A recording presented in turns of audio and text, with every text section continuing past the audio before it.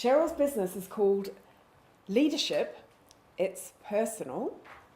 And she's going to talk about our patterns and our own consciousness of our patterns. Cheryl.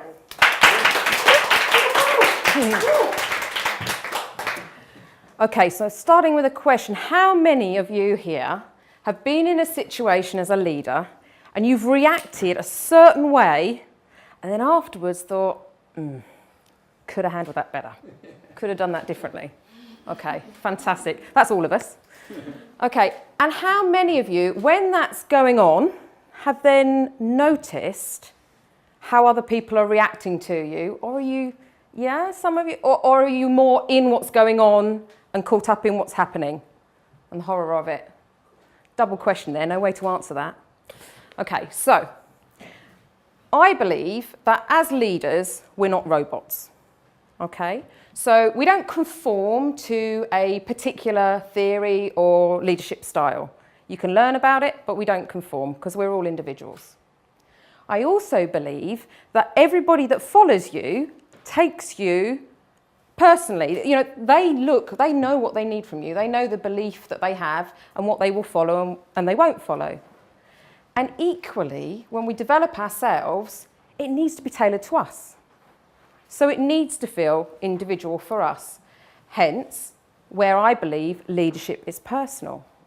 Now, when you're working in your business or you're leading a team or an event, how often do you think you're actually managing rather than leading the situation that's going on? More often managing it rather than leading? Okay. So when you're doing that, you could be dealing with underperformance. You could be working with uncertainty. Or you could be actually just caught up in what's going on or managing conflict. But in that situation, you are operating as an individual and you're operating from all your experiences in your life. So a lot of the work, the in-depth work I do with leaders is around personal patterns, as the intro said. Now, how that works is if you think about, you've got principles that drive you, things that get you out of bed in the morning. They inspire you, they motivate you to do or look and be a certain way or to go after certain things. But you also have triggers, things that cause a reaction in you. They're so quick, it's really, really quick. And when you're in that reactive state, in that meeting, you blow up or you react a certain way, your emotional state, your response it's reflexive. It's like when you hit that reflex in your knee. But the same is true of how people then respond to you. Now, if I was to say to you, getting in touch with those patterns come from your experience in life. Things you've experienced, things that have shaped the way you are.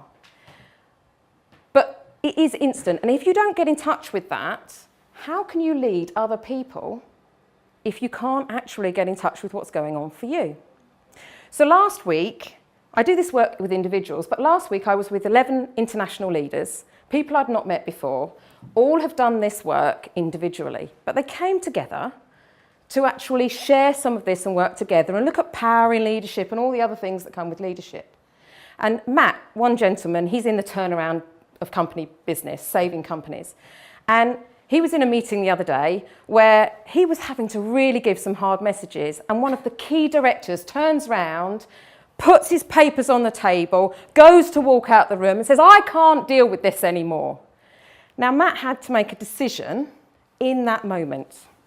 How his inside is going, if that guy leaves the company, I really, really can't work without him. He's pivotal. But he's having to deal with all that stuff going on inside and actually turn around and go, "But Matt, you aren't going to leave because actually I believe," and then he tells him why he needs to stay. He has to cut through how he's feeling. He has to say what's important there and then, and he has to actually make sure that the people in that room believe him.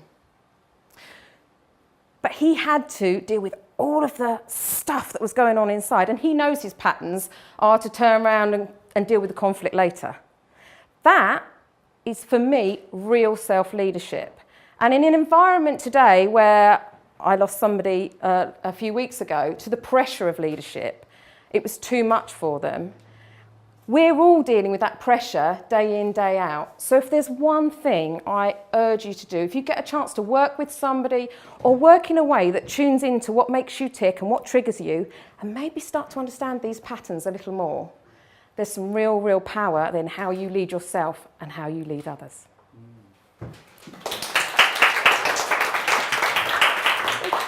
Thank you. Thank you, Cheryl. I want to... I forgot to introduce our timekeeper, Nick, who very kindly volunteered.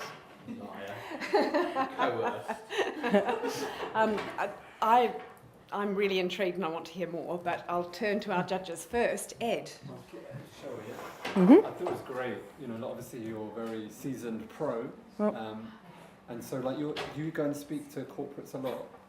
I'm changing from facilitating and training and coaching to standing up and saying what I'm about and what I can do. So in that sort of kind of like, do you have your unique branded solution yet?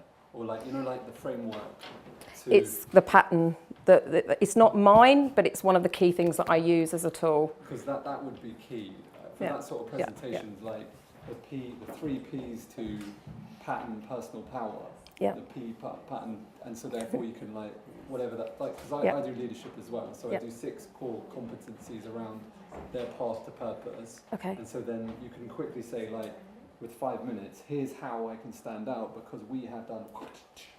Yeah. And you're straight into like you know then you have a totally logical process of how you get someone from pain to gain through your system that you've designed, and then you can talk because it's very much it needs a system. That sort of speech is a system based. Then you can put your personality into it, and but really great. Thank you. Just like straight up, if you can go like here's straight up. Here's the 3 Ps of personal empowerment for leadership, and you know this is something that we've been doing in X, Y, Z. Straight away, you're hooked them in straight away. Yeah. Lovely. Yep. Thank you. Yes. Thank you. Making it rain. Making it rain. No, ream, I think. Okay, good. So adding to that, if you're going to ask for a response, you need to show us the response we want. So it's a very educated crowd when they put their hands up. But if you're going to go, how many people show of hands, you need to put your hand up so people really know how to respond. That goes for any kind of demand or response. Yep. The other thing was, you're still doing a lot of kind of like, right? Little lean forwards and lots of step backs. Yep. So really get used to standing in your pound, standing still and moving with purpose, you know, because otherwise you've still got that little bit of a, I'm a trainer, what do you think? Going on. Yeah, so let's train that. You are becoming more of a speaker, but let's train that in. But also the other thing about step back, now imagine Ed standing here doing all his credibility, he showed us some great slides, I've done this, and every time he makes a statement, he takes a step back. What does that do to the statement? I'm great, I've spoken from 6,000 people, I'm really successful, and it completely disempowers your message by stepping back, so please really watch that. Yep. What else have I got here? Don't be afraid to call the audience out. If you don't get the response you want, don't move on.